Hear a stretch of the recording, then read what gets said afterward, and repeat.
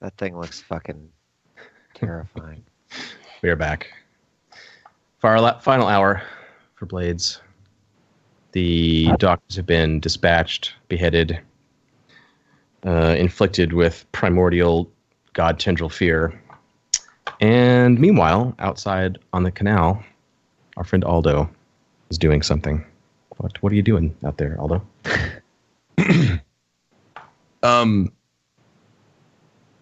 I walk over to the guy whose leg is broken and is passed out unconscious. And I kind of survey, or like, I don't want to say survey because it's an actual skill. I know what you mean. But actually, I just look at his situation and realize like there's nothing to be done about this guy. And also I have a promise to keep. So I kind of look at him and I just say to the unconscious person, well, I made you a promise and I intend to keep it. I'd be lying if I said there's a part of me that's glad you're not going to feel any of it. I don't want to cause you any more pain than is necessary. But here goes. I take the hook ball thing on a like how tall is it? It's like a baseball bat, roughly. Okay. Okay. So I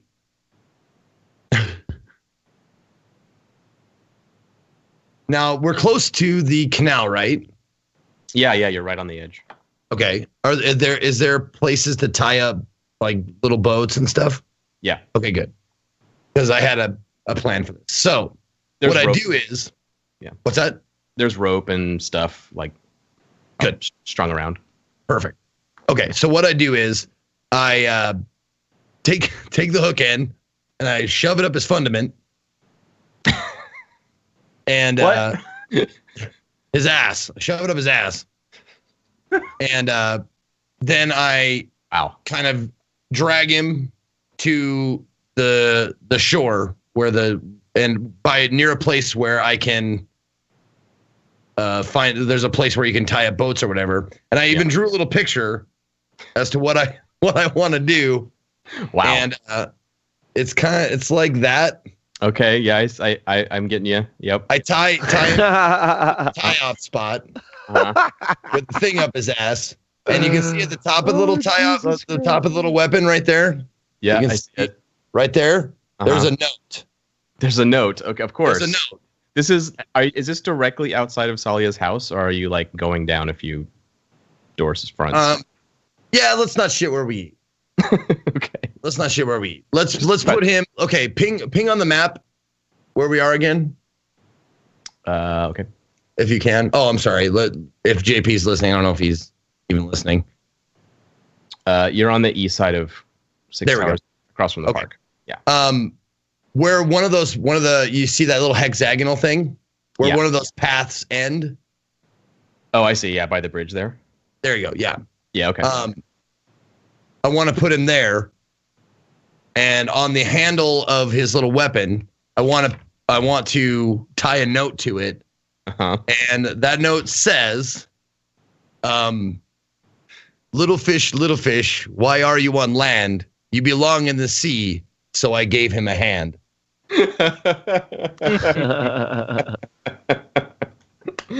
Yes, very good. I wrote that myself. That's what I was doing. I was like, I gotta come a little cute little poem for this guy. The last word is in effect. That's where I leave him. All right. And then I walk back to the house, walk in, and I just don't say anything. I just walk in. Yeah, you come in. Salia has come downstairs. She like meets you as you're coming in and is walking back to the kitchen. And I think Myra, at least, I don't know what you two are doing, but she's like stepping backwards out of the kitchen as this huge pool of blood is like filling the room to the corners of the room. And she tiptoes backwards out of the room before it gets all over her boots.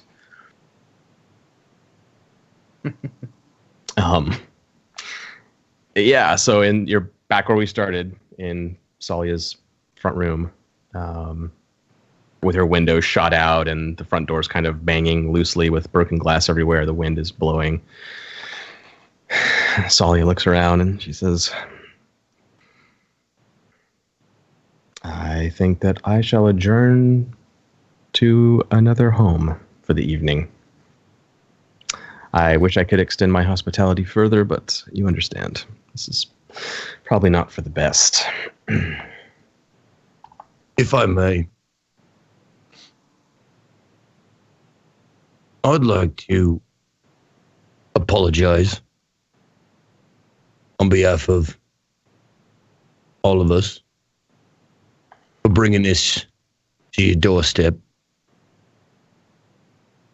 If there's anything we can do, or if there's anything I can do to help you out, maybe, I don't know, I'm not above mopping the floor. But I just want you to know that I appreciate your hospitality and opening your home to us. I'm sorry that it got kind of ruined like this. And if there's anything I could do to make it right, let me know. I'll do it. She catches your eye, Marcus. She catches Miss Cataby's eye when he gives this little speech. Yeah. And you guys have a little spidery way of, it's not super obvious, but she kind of is. She gives you this look like, huh, okay. Maybe I get what you see in these people. Like, this is pretty unusual that this is being said to me right now. Yeah. But she's directing it at you almost apologetically, like, oh, I see. Okay. And I don't think I would send any sort of verbal hey, I told you so, but maybe just a very proud nod. Okay. Yeah. Nice. But that sort of goes under the radar, and she doesn't act all surprised at Aldo's kindness. She takes it in stride, and she comes in, puts her hand on your shoulder and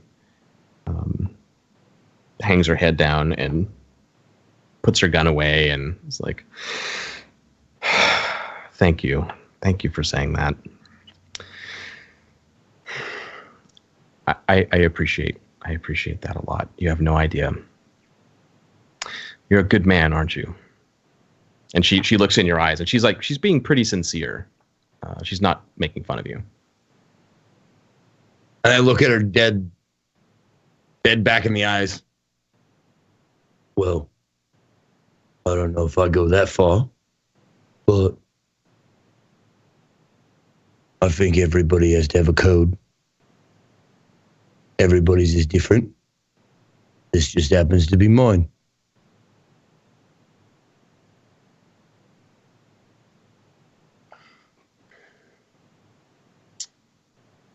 I think there is something that you could do for me, Aldo, but that's for another time. We'll talk later. All right, then. We should probably leave before the blue coats start asking questions that we don't want to answer. Right. I trust that the three of you can make your way on your own from here. Absolutely. Thank you so much for your hospitality again.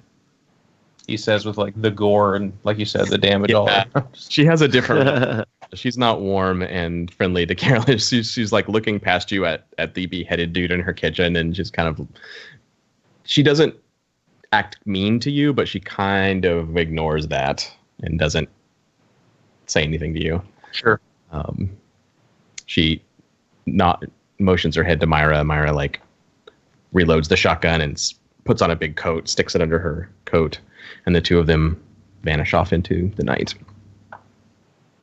As they leave, Carlos kind of absentmindedly says to himself, "Where are my manners?" And he picks up the severed head and kind of walks out the door. Before I love this group so much. I really, really do. Before she leaves, I do stop Salia.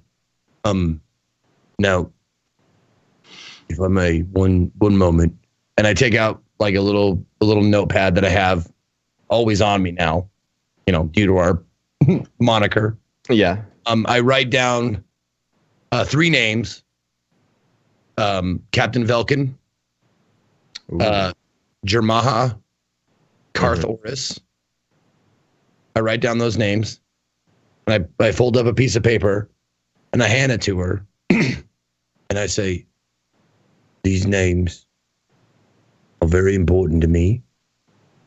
They're of people that I want to talk to, and I want answers from.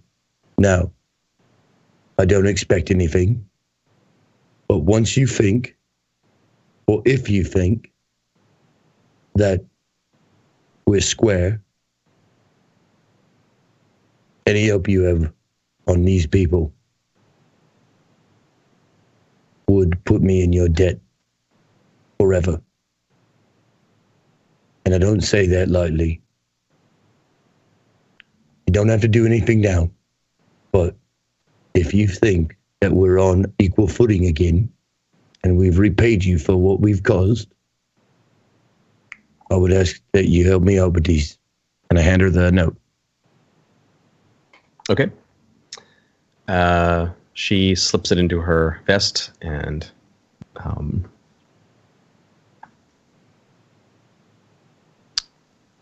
she I don't know if I have the words that Salia would have here. She says something very non-committal without promising you anything, but it sounds very sincere and nice. But she somehow manages never to say like, oh, I'd be happy to help you. Like she doesn't actually say that. But that's the impression she gives. She leaves you feeling good without, oh, she never actually said she would do that. It's a subtle thing, but she doesn't want and I've learned to pick up on little things having palled around with Cataby for so long. Right, exactly. Little subtle like body language things and that kind of stuff. Like it's a positive exchange. It is, yes. You've come to an accord with her. You've offered at least one sort of favor to her that she's considering, and then, like you said, like if that goes well and you're back to square one, then she has another card that she can play to get your help. So, right, yeah, cool. And then you guys are fleeing the crime scene back to the lair, I assume. I picture us kind of skipping like Wizard of Oz style. Oh. Yeah. Now, quick question, John. Mm-hmm. And tell me what you guys think. But I think Aldo feels a lot better now after having caused some mayhem. It took his mind off of things. I'm wondering if there is a vice there. Like, if I feel stressed out, maybe I want to break somebody.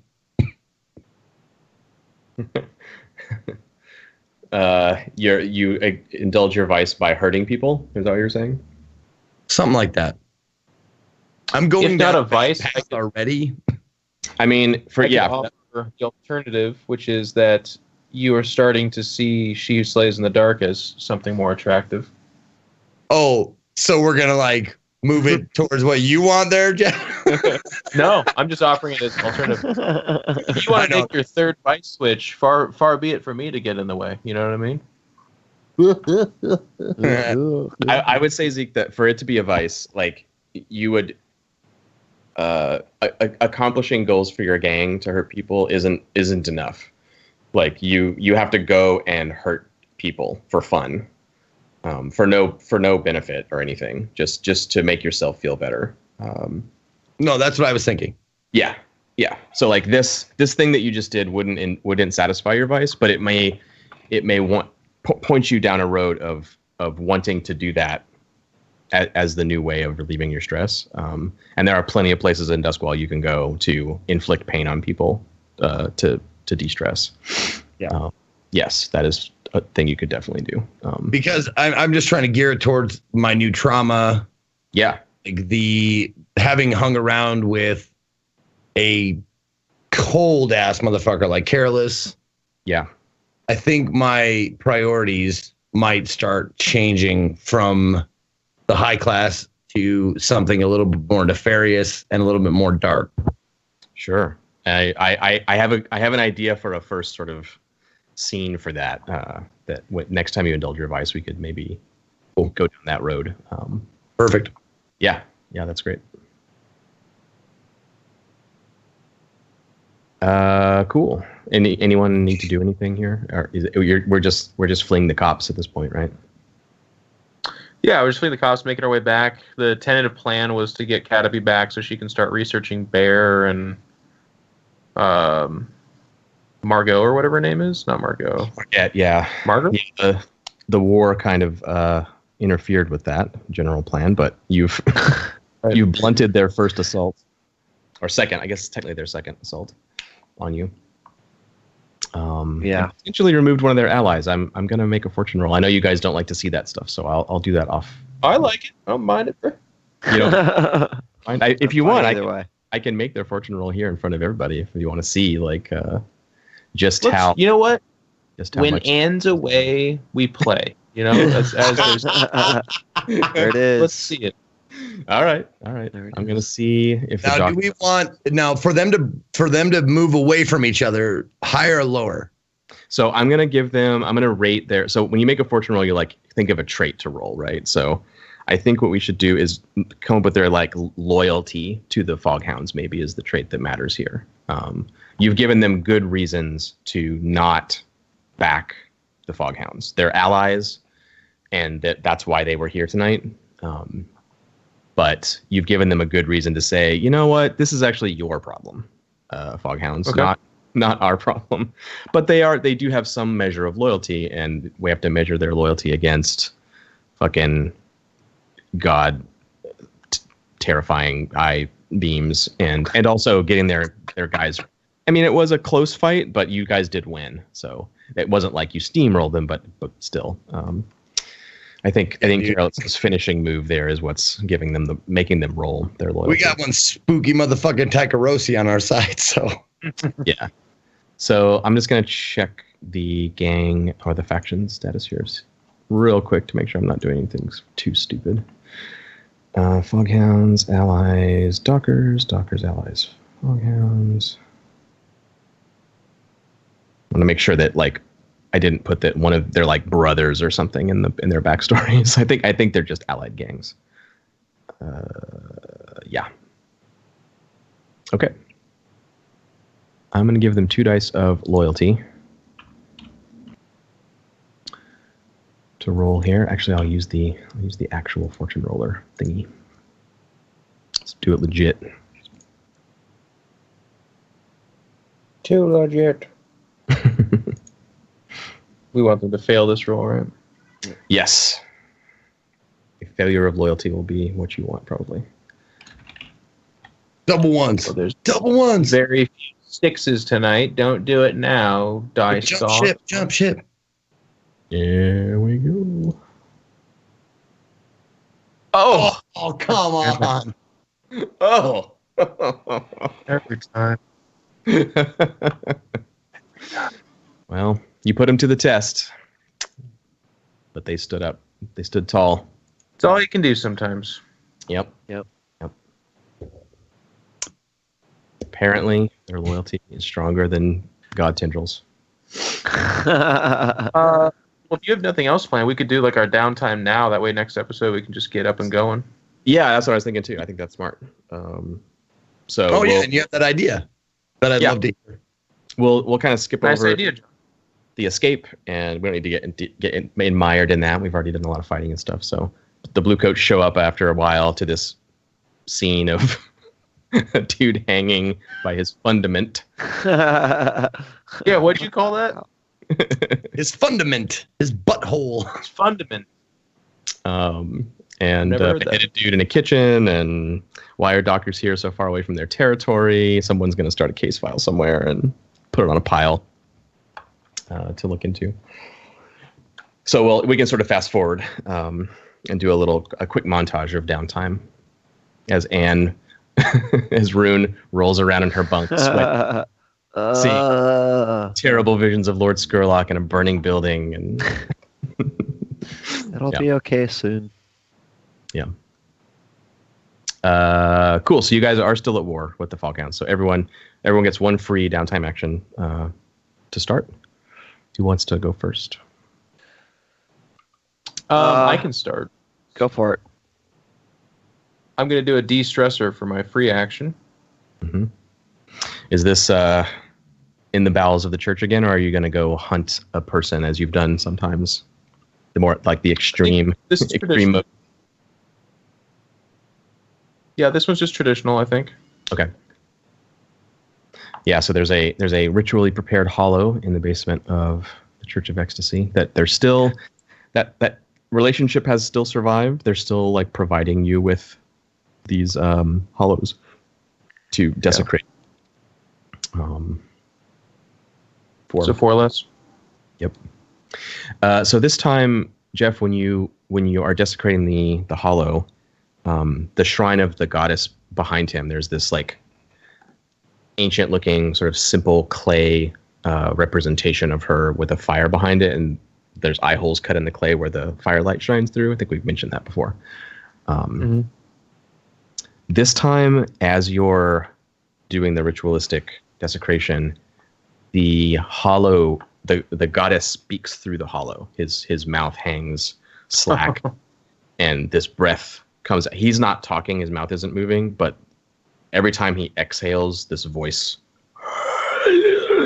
like echoes out of his body in Hadrathi, which Careless may speak, or even if you don't, you just understand it because it's the goddess. So the viewers at home hear this and like there's subtitles or whatever, but Careless, understands.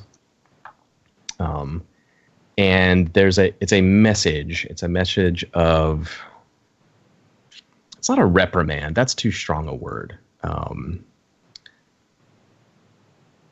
The thing that happened tonight when the thought tendrils of the god came through you and you put her fear into these guys.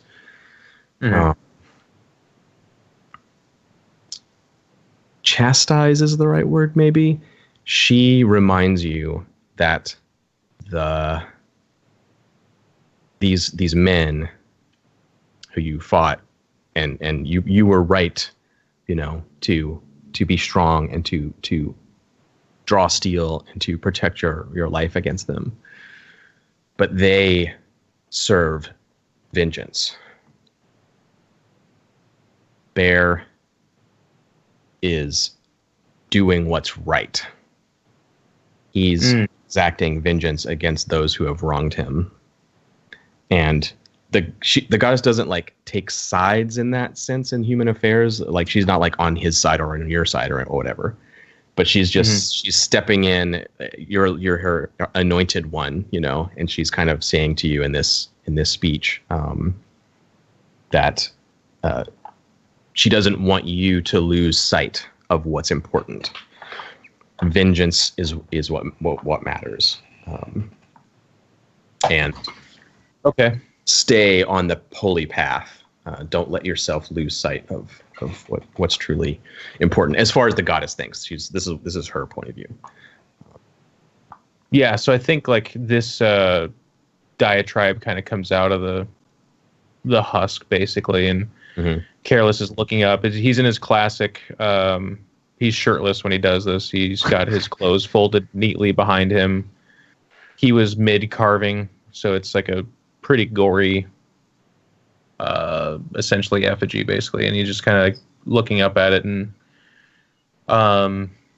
still smiling because it just seems to be his kind of knoll face, anyways. And he says, "Absolutely understood. If I may offer the humblest of countermeasures, I will always, of course, serve you and vengeance in general.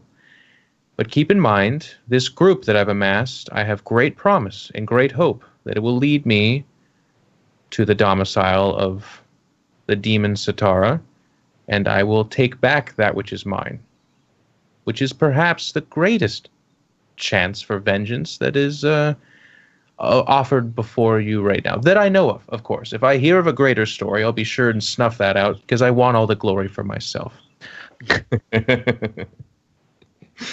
Nice. And then he kind of like, does she say anything back, or? Yeah, I think the parting breath is this old saying, this Eruvian saying in Hadrathi, that it means how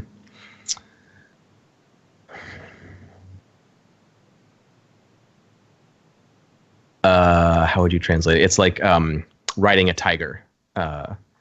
You once you've grabbed on, you can't let go.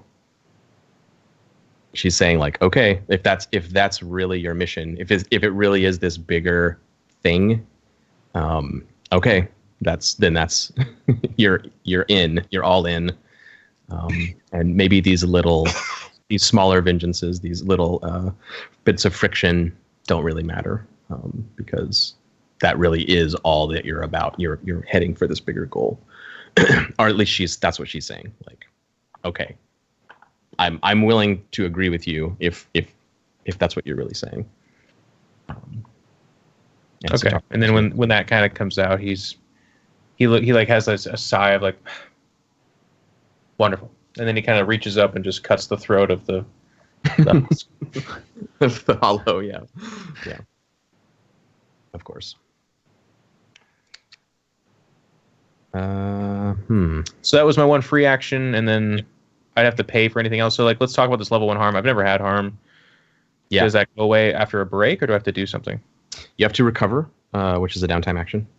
You guys have a healer kind of on call. Your friend Quellen can come in and provide healing services for you, so you don't have to worry about hiring someone or whatever. Okay. But she can make a recovery roll on your behalf to start to clear that off, and she might clear it all off depending on how well she rolls. But okay. You have a 4-piece healing clock. On this version of the character sheet, it's like 8. It looks like it's 8 pieces, but pretend like it's 4. Okay. And we can roll for Quellen and see if she can do it all in one go. Or well, since I used my one free action, do I have to pay for this one? So like a 1 coin? You do for it. Yep. Okay, so 1 less coin, and go ahead and roll it, please. She has 2d6 of healing power. 5, so that's 2. Halfway.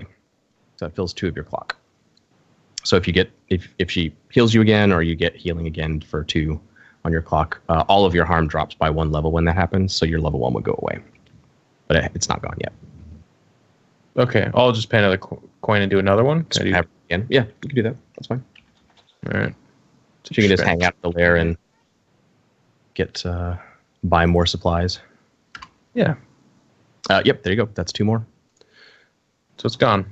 Yeah. So yeah, she basically. I mean, your harm wasn't. What was it? I forget what you had. It's just 1 stab. Oh yeah. Yeah. She does her usual thing. She brings in this poultice and wraps it onto your wound, and then gives you a tea to drink for the next several days. And over time, it numbs all the pain, and it starts. It's not gone, but the effects go away. Okay, that's mine then. Cool. Who's next? I can go. Okay. Definitely need to go to a den. Do some gambling. Do a little gambling. De-stress a bit. Yeah. And I mean, maybe what I could do is I could plan to go gamble at a location where I'd also be interested in gathering some information. I thought you might want to do that. Yeah. Yeah. Kill 2 birds here. Mm-hmm. So I am. Yeah, I want to kind of just do a double check on the guy that claims he's going to ally with me, and for that. I guess at the same time, like anything that might benefit us, or if it's just like one piece of information, I guess I am looking more for on the ally. Wait, sorry. Say that again. What about the ally? That like my thought when we were originally talking about this is that I just wanted to make sure that this guy's not gonna like fuck us over. What guy? The bear, right? That's what we said. Yeah, Bear's the bad guy. Yeah. He was the guy. Sorry, who was the guy who's like, take care of the other half of the Foghounds? We don't know, Marcus. You got to give a name to the voice in your head. I'm not sure what you mean. There's Bear, and then there's like Margaret or Margot. I can't remember her name. Yeah. Those Bear, are the two Foghound divisions. Bear wants to kill Rune and Margit. That's what's happening. Margit. Okay. Maybe I misunderstood. There are like two halves of the faction, correct? Yep. Well, kind of. There's Margit used to be their leader, and now that they know she killed the old leader, they want to kill her. And that and the people who have asked us to kill her, right, are the ones that are like, yo, you take care of this and we'll... Yeah, like Bear, basically the entire faction of the Foghounds wants Margit and Rune dead. Right. And they're like, look, we don't have a problem with you guys. We have a problem with Margit and Rune. So if you just let us take our vengeance on them, then we're fine. We don't need to be enemies. Right. And so like I just want to make sure that regardless, like this guy isn't just screwing us over. Oh, that Bear, like he really is just after Rune and Margit, and he's not, yeah, exactly, yeah. like he's to hold up his end of the deal. Right. If you did give him Margit and Rune, he would leave you alone. Yes, exactly. Yeah, you can find that out. Sure. Yeah. Okay. So I wasn't crazy. All right. No, sorry, I just didn't understand what you were saying. All right. Well, yeah. I mumble a lot, so. That's okay. Yeah, and that goes hand in hand, right? Like you, as a spider, you have your special ability is extra info during downtime, right? And your vice happens to kind of coincide with places where people talk about stuff like this, so that's very convenient for you. Yeah. So I wanna maybe toss some dice and ask around about our comrade. Yeah. Let me take a quick look here. Quick question. As far as recovering harm, it says in downtime, get treatment to unlock your healing clock. Remove all level 1 harm. Yeah, that's the previous version of the game. It is okay. Yeah. Cool. Yep.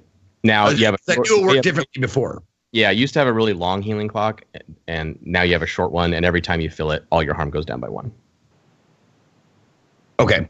Because I remember level 1 harm being able to be healed no matter what on a downtime. That used to be the rule, yes. Okay. Cool. It's different now. So roll my...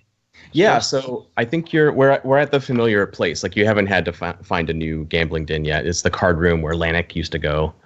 And you're in a montage of playing different card games. And I think during that, you're able to like talk to some of the gamblers there, and they probably all had, or not all, but a bunch of them have probably had dealings with the Foghounds and Bear, Margit, and you can like, ask some leading questions here and there, piece things together. What type of guy is he? That kind of stuff. Right. Try to get to the bottom of it. So I guess we'll do your vice first. So okay.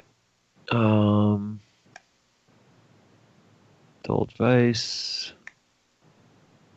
Okay, that's actually an overindulge because I have 4. Oh boy.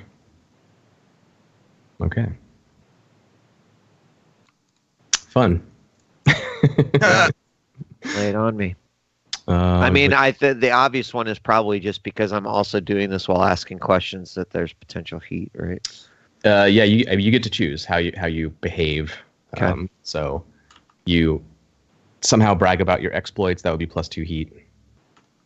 Tapped, your current vice purveyor cuts you off. Maybe they don't like how you're asking their patrons a lot of pointing questions, so they tell you to never come back. You got to find a new place to gamble. I think both of those make sense. Okay? Those are my only two options? You could also attract new trouble. You're asking a lot of pointed questions among criminals, so people get the wrong idea, and you attract trouble from a new front. Who would we gain heat with? That's like a per faction basis, right? No, it's in general, but in this case, you'd be bragging about what happened or talking about it in some sense. So probably what happened recently. Okay. Well, since we are probably going to be getting into some shit, I'll let them kick me out of this place. Is this like a permanent thing? Like, do I ever get a chance to? How's that work? You lose your ability to satisfy your vice until you find a new vice purveyor, or you repair the relationship with this one. And how, just for mechanics' sake, like how difficult or easy can it be? Like, I'm a spider, so it seems like finding a place to gamble should be pretty easy. It should be pretty easy. Yeah, it'll be a long-term project, but you could potentially do it during one downtime, depending on how your rolls go. And then, but technically, this is the place where I also get runes shit from, right? Yeah, that's true. Yeah. Okay, then I'm gonna take the heat. Oh, okay. +2 heat. Yeah, and it's overindulgence, right? So it's not this isn't something you're doing. It's not intentional. You don't mean to be saying too much about what's going on, or even necessarily are aware of it. It's just something that happens. It's very simple. I was winning, and I was at the table longer, which meant I was flapping my gums. So that's right. There you go. And you also get to roll to gather information as well. Yeah. So in this case, like a study. Yep. Or a consort, because I'm talking to people. Yeah. Okay. That's good. Mm-hmm. Consort then. Consort's good. Yeah, I think consort would be better. So, standard effect to start, but you get a bonus, right? You get great effect. I get great effect. Yeah. Or no, sorry, you get I get +1 to my result, right? Yeah, that's right. If you roll a miss, it's actually a 4/5. That's what it is. Yeah. Okay. Controlled standard, and it bumps up. Yep. So that's like a 6, right? That's a 6. Yeah. Sweet. Yeah. So during your conversations, you learn that Bear he's a straight shooter. He's simple in that way. He's not a manipulator. He really does want vengeance.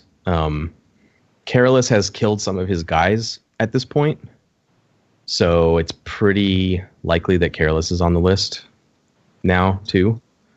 It's probably Rune, Marget, and Careless now. Okay. You feel like you could still talk to him, still maybe try to get through to him. He doesn't have a reason to necessarily hate you directly, although unsure about him. But also, you learn about Goldie, who's one of the third members of the Foghounds, the navigator. And you guys know Goldie, like she was the navigator when you went out to the Lost District. And a few people tell you that like they've heard that the Foghounds have some major beef with some people, and like something serious is going on. Like they're talking to you, they don't know that it's with you. They just know that the Foghounds are like at war with somebody. Okay.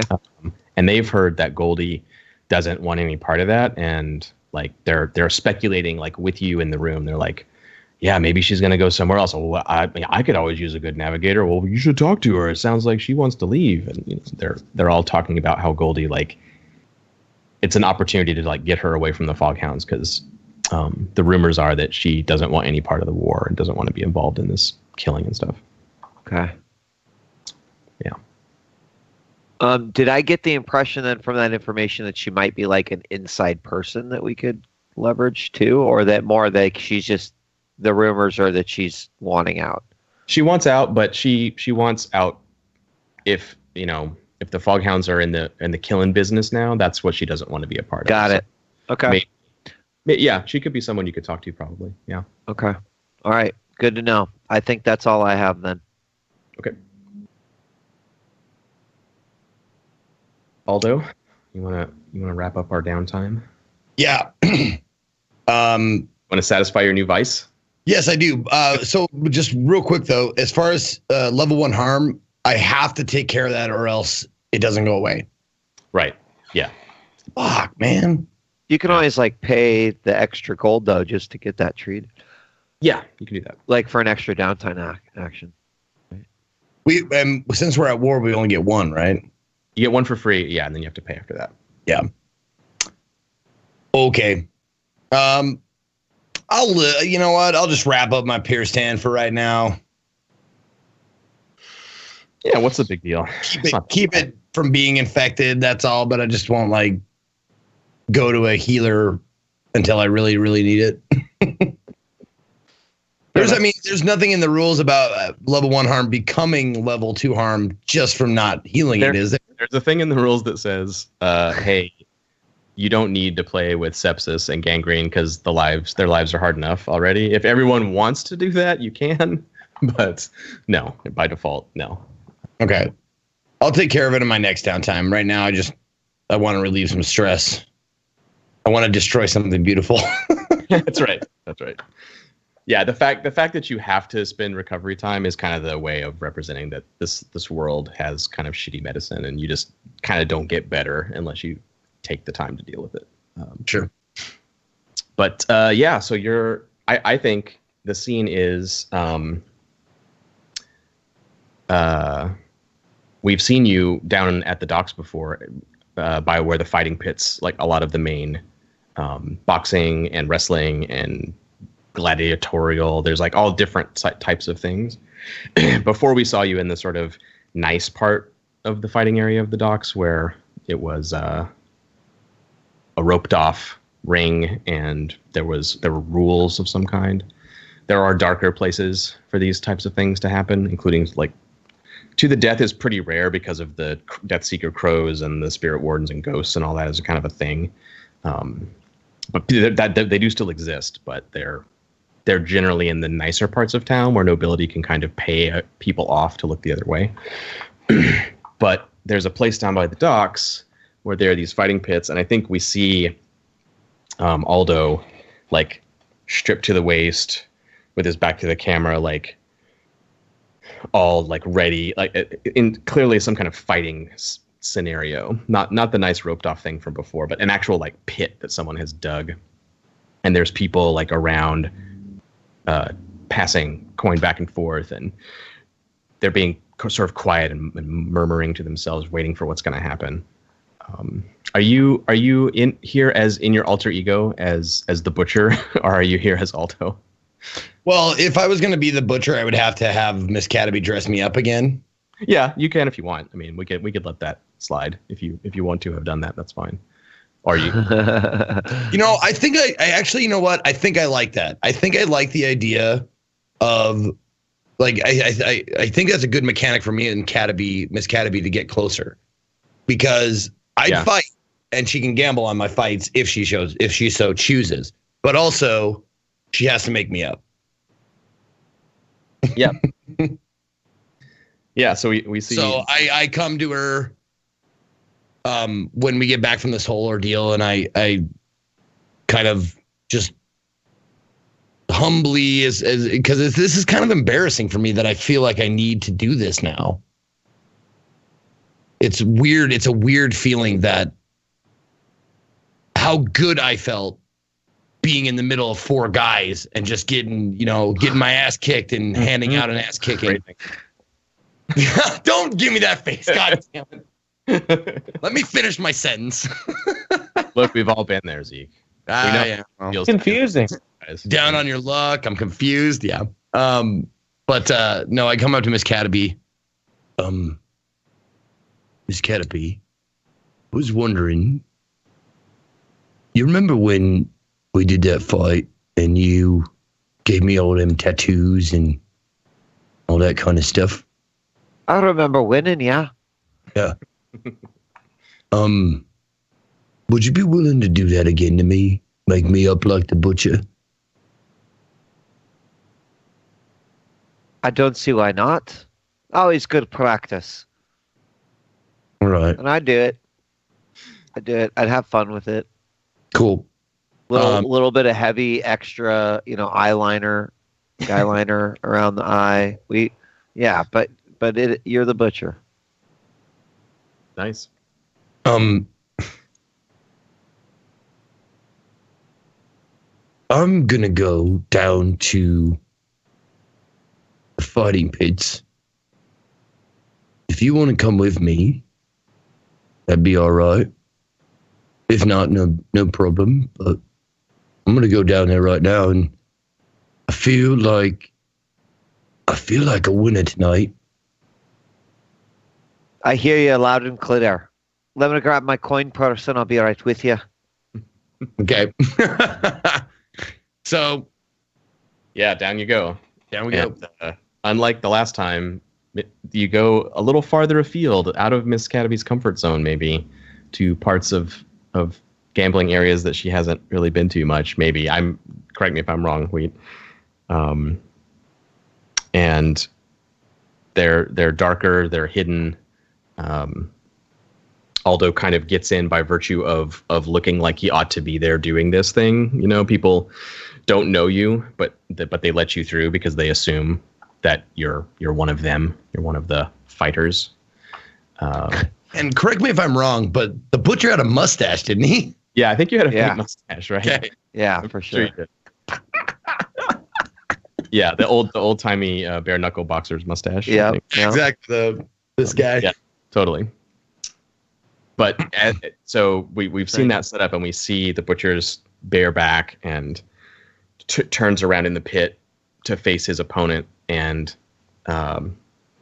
a scrawny sailor is dragged forward by the quartermaster of a vessel, and he drags the guy up on his feet at the top of the pit, and the guy's swaying like he's kind of drunk, and the quartermaster's like, "That was your last warning, Tommy.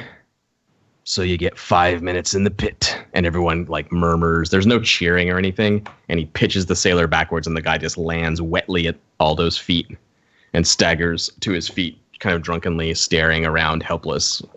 No kind of opponent at all for Aldo. And everyone starts murmuring, and it's getting louder and louder in the room. Yep. And I just look want around you- at the audience. I look around the audience, and I say in my best butcher accent,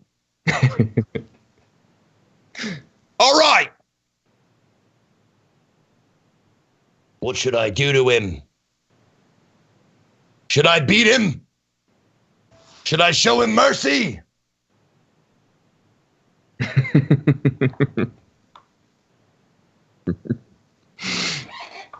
Everyone gives you the thumbs down. No mercy. And then I just fucking go to town on him. Yeah. I take my time, just popping him in the ribs and one in the face, then a nice uppercut. Keep him on his feet as long as he can. Make it a good show. Yeah. Then when it's time, and then when it's time, I just put him on his back. We get that last slow-mo, like head cracking backwards and cheek caving in, and his head hits the side of the pit and leaves a divot in the mud, and he slides sideways, and they loop a rope down underneath his armpits and haul him out of the muck. You're covered in blood and mud, and the fake mustache is all smeared with blood on your face, and let's see how stress relieving that was. And I just look at the crowd. Remember my name. I'm the butcher. Really hamming it up. Okay, let's relieve some stress, and we do that with Man. what? You just click your indulge vice button, and it'll take care of it for you. There we go. Boop. Doop. 5 stress. Perfect. Is that what you needed? Is that what you needed? I'm down to 3. Oh, nice. Oh, okay. Wow, you were at 8? I was 1 away, dude. I pushed myself. I said this. That's why I said this better do it, because I was at 8 stress out of 9. Ay. Yeah. Nice. Cool. All right. Yeah, and apparently that works for you now. Hurting a defenseless guy feels good. Feels real good. It feels real good. Hey, It's not as good as being. He must have did something to be in there. Now this is different from like doing my job. Yes, Like doing my job is a job. I kill a guy, I get paid, done. This is me like punishing flesh to get a thrill. That is exactly right. Yes. Yeah. Yep. And let's see. I will actually spend a coin to get healed. Oh, okay. Yeah, I decided that's probably the best idea. So Yeah, I will do that. I will go to what's her name again? Quellen is she's like at the lair right now, actually, so she can. Okay, cool. She can heal. I'll come back like kind of sweaty. She fills half your clock. Sweet. You're not healed, but you're halfway there. Perfect. And we'll figure the rest out later. Yeah. Can we do XP? We probably should. Yeah, we gotta do it quick though. Got a few minutes, so let's run through it real fast, so we're ready for Sure. next. Jeff, you're the fastest. Go. XP it up. Yeah, just pretty standard. 2 in violence. You express your beliefs, drives, heritage, or background. I think 2 in that. Pretty big reveal with the she slays in the dark. Yeah, I was. Yeah, that was good. I think you got there at the end. Yeah. Struggle with issues with my vice or trauma. Not really. I didn't think there was necessarily. Well, I would say maybe a 1 for the execution of the guy. That's pretty cold, as opposed to being reasonable or rational about anything else. Yeah, I think that's true. Yeah. That could have caused problems. So, like ultimately they made their loyalty roll, but still it matters. Yeah. Okay. So that's 5. I'm going to put 2 in insight, which maxes that out, and put 1 in survey. Yeah. Good and choice. Then, 3 in prowess, which maxes that out, and I'll put 1 in finesse, which puts that at a 4. Or you can't have 2 at 4. You can. Yeah, you can. Yeah. Okay, then I'm done. Nice. Okay. I'll go. You addressed the challenge with conspiracy or calculation. I think the whole fight was literally that. And then as well as just trying to get information on Bear and that whole side of thing. Got some information on Goldie. So I think I would take 2 there. Mm-hmm. Express your beliefs, drives, heritage, or background. Maybe that's a little harder to. I can't think of it this time. Not really. No. Struggle with issues from your vice or traumas. I mean, I think just getting overindulging is probably just 1 automatically, right? Yeah, I think that's fair. Okay. That's definitely an issue from your vice. Okay. That's it then. Cool. Zeke. Okay. Violence. I'm gonna go ahead and take 2 for that. Yeah, that's fair. Beliefs. I wrote down 2 because I talked to Salia about making it right, and that's a personal belief that I hold. Yeah. And also I left the note for the last word. Yep. And let's see here. Vice trauma. Now dealing with issues from your vice is not actually indulging your vice. It's different, right? Yeah, it's different. Okay. So I gave, let's see, trauma. I gave the note with the 3 names from the B clan, the Stingers or whatever the fuck they're called, those pieces of shit. Part of the session, yeah. Yep. Okay. And then issues with my vice. Since and I mean, tell me if I'm going too far up here, but since I found a taste for a different stress relief, and I had that effect, like when I found that out today. I don't know if that matters as far as experience. I don't think it's caused you trouble yet. Okay.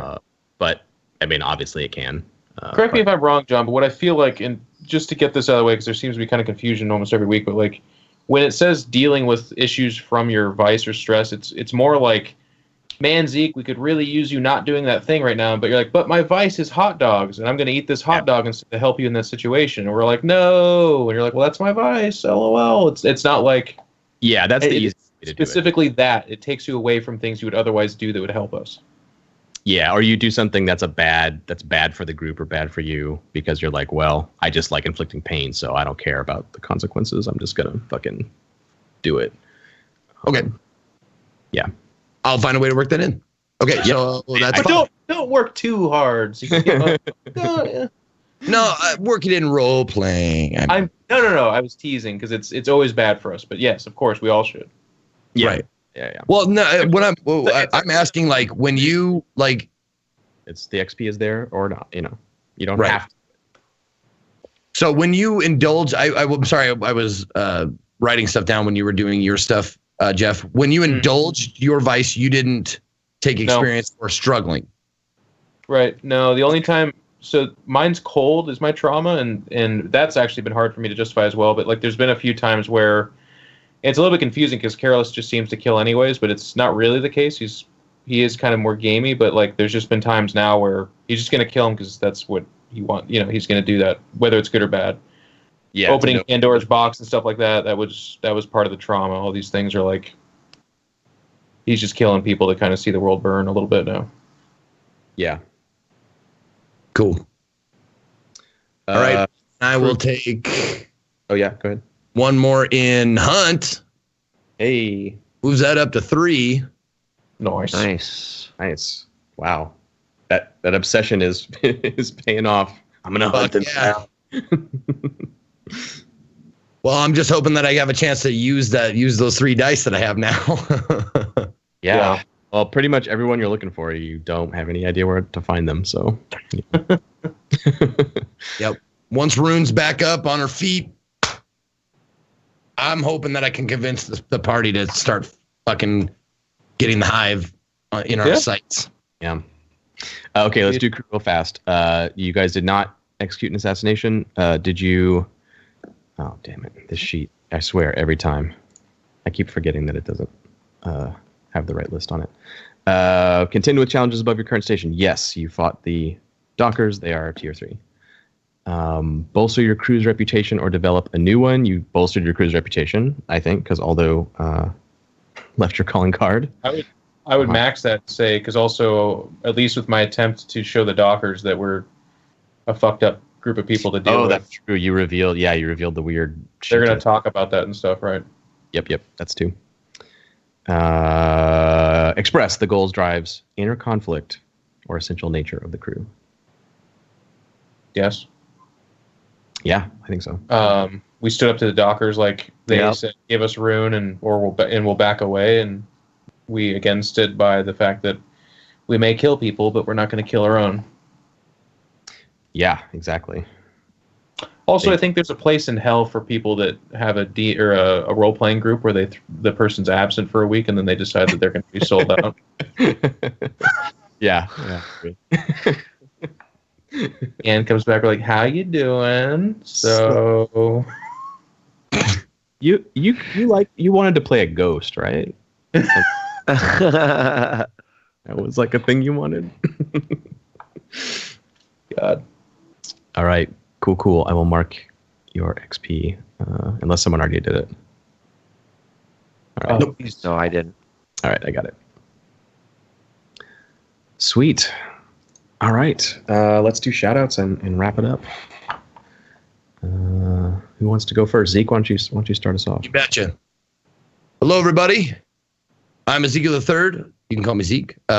Variety broadcaster here on Twitch, mostly noon Pacific every day. I'm currently playing a full motion video game from 1997, which I absolutely love. I'm playing Pegasus. No, it's that's the name of the thing. It's Journeyman, the Journeyman Project. Pegasus something. I can't remember the actual name. It's a really long title. But anyways, want to thank Jeff, Wheat, John, JP every week, making it one of my favorite things to do. Also, I will be in Seattle with the Emerald City Comic-Con. You can check me out on twitch.tv/Twitch while we're doing live coverage from there. There's awesome guests, as we have said in the beginning of the show. So look forward to seeing you there. That's all I got. Awesome. And we skip over Anne. Missing Anne. Go to Wheat. I'll keep it short and sweet. You should tune into Emerald City Comic Con this week because there'll be no Twitch Weekly. They'll be out there doing that. We'll have Fanboys next Tuesday, and I'll probably be playing some Dota this weekend. Catch some movies. Go see Logan. That's it. Mic drop. I'm out. That'll be fun. Yeah. Similar to these guys, I'm going to be with Zeke at Emerald City Comic Con. It's going to be a great show. So, we'll be blasting you guys with the Twitters and whatnot, but make sure and check it out. It's fun. It's just a chill way to experience a con from the comfort of your own home with some great broadcasters. I almost said favorite, but that sounds really conceited because I'm one of them. So I'm like, maybe a favorite or just one of the ones that you tolerate. I don't know, but either way. And then after that, I'm looking forward to being home for a few weeks. It's actually this will cap off, I think, 6 weekends in a row of being on the road, which has been just awesome for the stream. I'll tell you what, I've never seen Oh my God. But yeah, so it'll be really fun to be home streaming at iNcontroLtv on Twitch. Fanboys every Tuesday, and I think we're going to hit a nice little streak of, unless I'm about to be informed of bad news, like we should be back on track for Blades as well every week, but we're also aiming to do some Sundays eventually here. We just have all these popular people traveling, so thank you all so much. That's it for me. Yeah, I live in Seattle, so I will also be here for Emerald City Comic Con this weekend. Oh, nice. We can have a beer in real life, maybe. That would be pretty sweet. It. Yeah. Look forward to that. And tonight is the last night for the Blades in the Dark pre-order. If you want a shiny special edition hardcover, tonight is the night to get that. We're going to leave it open all night until Sean Nittner wakes up tomorrow morning. So if you want to sneak in the middle of the night and get a copy of Blades, it's only fitting that you do it. That way. I'll put the link in chat. Bladesintheddark.backerkit.com is the place you go. Yeah, thanks so much for supporting the game, and thanks to JP and the cast here for another fun episode. I think it was cool to see the war all up in your faces tonight, and Anne got to sleep through it, so she missed out. Next time we'll get back to the being assassins part of the game. Yeah, a lot harder without a fucking ghost dog. That's right. Yeah, thanks so much for watching, you guys, and we will see you in the next one. Bye-bye.